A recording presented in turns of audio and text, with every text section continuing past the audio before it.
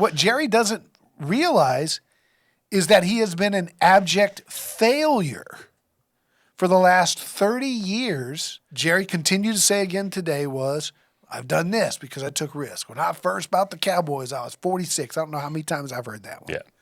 And we drilled a dry hole, and then I hit Gusher, and that allowed me. And you got to throw all your cards on the table. And if you don't, you're in the river, and if you don't, you own the boat, and all these kind of things, right, about being a gambler. But what Jerry doesn't realize is that he has been an abject failure for the last 30 years, and he likes to think, I built a winner, and I got to where I'm at by doing this. Well, where has that gotten you, right?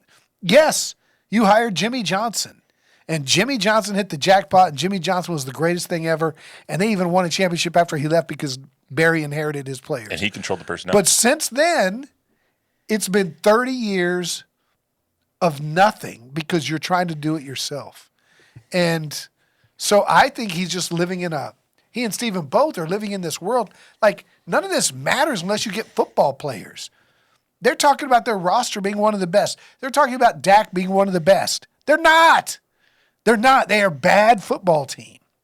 So I don't think Brian Schottenheimer coming in and having relationships with bad players are going to make them any better between the lines.